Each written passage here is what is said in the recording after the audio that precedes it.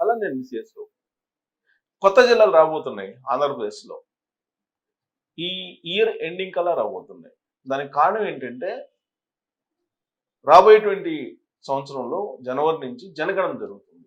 మళ్ళీ నెక్స్ట్ 2027 దాకా జరిగే అవకాశం ఉంది. కాబట్టి ఈ లోపుగానే మొత్తం జిల్లాల పునర్విభజన జరిగిపోవాలి. అలాగే రెవెన్యూ డివిజన్లు కానీ మండలాల విభజన కానీ పునర్విభజన జరిగిపోవాలి. అందుకే చాలా వేగంగా జిల్లాలకు సంబంధించినటువంటి పునర్విభజన జరుగుతుంది. ఇప్పటికే 7 మంత్రులతో కూడినటువంటి కమిటీని కూడా ఆంధ్రప్రదేశ్ ముఖ్యమంత్రి చంద్రబాబు నాయుడు గారు వేయటం జరిగింది.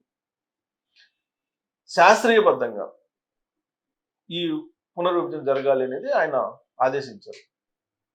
13 జిల్లాల ఆంధ్రప్రదేశ్ తోటి ఏర్పడినటువంటి రాష్ట్రాన్ని 26 జిల్లాలు జగన్మోహన్ రెడ్డి గారు చేశారు.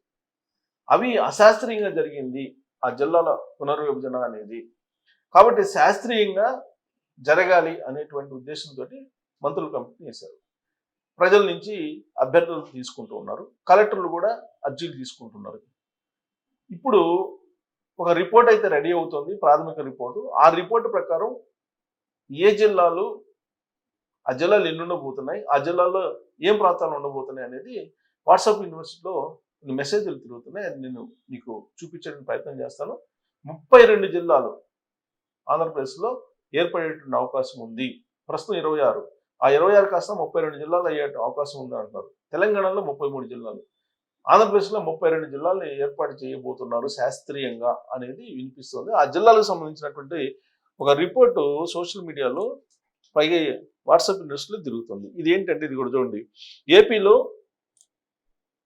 కొత్త ప్రతిపాదిత జిల్లాలు, వాటి పరిధిలోకి వచ్చే అసెంబ్లీ నియోజకవర్గాలు టెంటేటివ్గా: పలాస, ఇచ్చాపురం, పలాస, టెక్కిలి, పాతపట్నం. శ్రీకాకుళం జిల్లా: శ్రీకాకుళం, ఆముదాల వలస, నర్సన్నపేట, ఎచ్చెర్ల, రాజం. మన్యం, పార్వతీపురం, కురుపాం, సాలూరు, పాలకొండ. విజయనగరం, చీపురుపల్లి, గజపతి నగరం, నెల్లిమర్ల, శృంగరకోట, బెబ్బులి. Visakhapatnam: Bheemili, Visakha east, Visakha west, Visakha north, Visakha south, Gajuwaka, Pendurthi. Alluri Sitaramaraju Araku అంటే జిల్లా పేరు: అరకు, పాడేరు, మాడుగుల.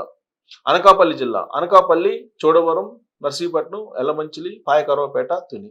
కాకినాడ జిల్లా: కాకినాడ సిటీ, కాకినాడ రూరల్, పత్తిపాడు, పిఠాపురం, జగ్గంపేట, పెద్దాపురం, రామచంద్రాపురం. తూర్పుగోదావరి రాజమహేంద్రవరం జిల్లా: Rajahmundry city, Rajahmundry rural, Kovvur, Nidadavole, Anaparthi, Rajanagaram, Rampachodavaram. BR Ambedkar Konaseema Amalapuram జిల్లా: అమలాపురం, ముమ్మడివరం, గన్నవరం, రాజోలు, కొత్తపేట, మండపేట. పశ్చిమ గోదావరి నరసాపురం జిల్లా: తణుకు, ఆచంట, పాలకొల్లు, నరసాపురం, భీమవరం, ఉండి, తాడేపల్లిగూడెం నియోజకవర్గాలు ఉంటాయి. ఇక ఏలూరు జిల్లాలో ఏలూరు, దెందులూరు, ఉంగుటూరు, గోపాలపురం, చింతలపూడి, పోలవరం నియోజకవర్గాలు ఉంటాయి. కృష్ణా మచిలీపట్నం జిల్లా: కైకలూరు, గుడివాడ, పెడన, మచిలీపట్నం, అవనిగడ్డ, పామూరు జిల్లాలు ఉంటాయి. ఎన్టీఆర్ విజయవాడ జిల్లా: Vijayawada east, Vijayawada west, Vijayawada central, Tiruvuru, Nuzvid, Gannavaram, Penamaluru, Mylavaram ఈ నియోజకవర్గాలు ఉంటాయి. అమరావతి జిల్లా కొత్తగా ఏర్పడుతుంది. అమరావతి జిల్లా: పెదకూరుపాడు, తాడికొండ, మంగళగిరి, జగైపేట, నందిగామ. గుంటూరు జిల్లా: గుంటూరు ఈస్ట్, గుంటూరు వెస్ట్, తెనాలి, పొన్నూరు, పత్తిపాడు. బాపట్ల జిల్లా: బాపట్ల, వేమూరు, చీరాల, రేపల్లె, పర్చూరు. పల్నాడు నరసరావుపేట జిల్లా: నరసరావుపేట, చిలకలూరుపేట, సత్తెనపల్లి, గురజాల, మాచర్ల, వినుకొండ. మార్కాపురం జిల్లా కొత్తగా ఏర్పడిపోతుంది. మార్కాపురం, ఎర్రగొండపాలెం, గిద్దలూరు, కనిగిరి, దర్శి. ఇది మార్కాపురం జిల్లా ఏర్పాటు చేస్తారని చంద్రబాబు నాయుడు గారు ఎన్నికల ప్రచారంలో చెప్పారు. ఇక ఒంగోలు అంటే ప్రకాశం జిల్లా: ఒంగోలు, అద్దంకి, సంతనోతులపాడు, కొండేపి, కందుకూరు. శ్రీ పొట్టి శ్రీరాములు నెల్లూరు జిల్లా: నెల్లూరు సిటీ, నెల్లూరు రూరల్, కావలి, కొవ్వూరు, ఉదయగిరి. గూడూరు జిల్లా: గూడూరు కొత్తగా ఏర్పడిపోతుంది. గూడూరు, వెంకటగిరి, సర్వేపల్లి, సూళ్లూరుపేట. శ్రీ బాలాజీ తిరుపతి జిల్లా: తిరుపతి, శ్రీకాళహస్తి, సత్యవేడు, నగరి, చంద్రగిరి. చిత్తూరు జిల్లా: చిత్తూరు, పూతలపట్టు, గంగాధర నెల్లూరు, పలమనేరు, కుప్పం. మదనపల్లి జిల్లా: మదనపల్లి, పీలేరు, పొంగునూరు, తమ్మలపల్లి. ఇక సత్యసాయి హిందూపురం జిల్లా: హిందూపురం, కదిరి, ధర్మవరం, పుట్టపర్తి, పెనుగొండ, మడకసిరి. సో ఇక్కడ హిందూపురం కేంద్రంగా జిల్లాను ఏర్పాటు చేయబోతున్నారు. ఇది కూడా ఎన్నికల ప్రచారం సందర్భంగా ఇచ్చినటువంటి హామీ. అనంతపురం జిల్లా ఏంటంటే అనంతపురం, రాయదుర్గం, కళ్యాణదుర్గం, గుంతకల్లు, ఉరవకొండ, రాప్తాడు, సింగనమల్ల, తాడిపత్రి. ఆదోని జిల్లా: ఆదోని, పత్తికొండ, ఆలూరు, ఎమ్మిగనూరు, మంత్రాలయం. ఇక కర్నూలు జిల్లా: కర్నూలు, డోను, నందికొట్కూరు, పొడమూరు. నంద్యాల జిల్లా: నంద్యాల, శ్రీశైలం, ఆలగడ్డ, బంగానపల్లె, పాణ్యం. నియోజకవర్గాలు ఉంటాయి. వైఎస్ఆర్ కడప జిల్లా కడప, జమ్మలమడుగు, ప్రొద్దుటూరు, మైదుకూరు, కమలాపురం, పులివెందుల నియోజకవర్గాలు. అన్నమయ్య రాజంపేట జిల్లా రాజంపేట, రైల్వే కోడూరు, రాయచోటి, బద్వేల్ ఈ నియోజకవర్గాలు ఉంటాయి. మొత్తం 32 జిల్లాలు అని చెప్పి ఇస్తున్నారు. దాని ఆ జిల్లాల పరిధిలో ఉండే అసెంబ్లీ నియోజకవర్గాలు ఇవి అని చెప్పి చెప్తున్నారు. ఇది వాట్సాప్ యూనివర్సిటీలో తిరుగుతున్నటువంటి ఒక రిపోర్ట్. ఈ రిపోర్టే మంత్రివర్గం తయారు చేసిందని ఇంకొక రిపోర్ట్ ఉంది. ఈ రిపోర్ట్ ఏంటి చూద్దాం. ఇక్కడ చూడండి, ఇక్కడ జిల్లాల పైన మొత్తం ఆంధ్రప్రదేశ్ జిల్లాల పునర్విభజనపై మరోసారి చర్చ మొదలైంది. ఇదంతా కూడా రాసుకొచ్చి ఉపసంఘం ఏర్పాటు చేసిన రాశారు. అయితే ఇక్కడ చూడండి ఇంపార్టెంట్, గడువు తేదీ స్పష్టంగా జనగణన షెడ్యూల్ కారణంగా 2026 జనవరి 1 నుంచి 2027 మార్చి 31 వరకు జిల్లాలు, మండలాలు, గ్రామాలు, సరిహద్దులు లేదా పేర్ల మార్పులు చేయడం సాధ్యం కాదు. జనగణన ఎప్పటి నుంచి జరుగుతుంది? జనవరి 26 అంటే వచ్చే ఏడాది జనవరి నుంచి మళ్ళా 2027 మార్చి 31 వరకు జరుగుతుంది. ఈ లోపల ఈ నియోజకవర్గాలు కానీ, మండలాన్ని కానీ, గ్రామాల సరిహద్దులు కానీ నిర్ణయించడానికి లేదు. అందువల్ల అన్ని మార్పులు ఏ మార్పులు చేయాలన్నా ఈ ఏడాది అంటే 2025 డిసెంబర్ 31లోగా పూర్తి చేసి అమల్లోకి తేవాలని ప్రభుత్వం భావిస్తుంది. ఈ కారణంగా ప్రభుత్వం వేగంగా నిర్ణయాలు తీసుకోవాల్సి ఉంది.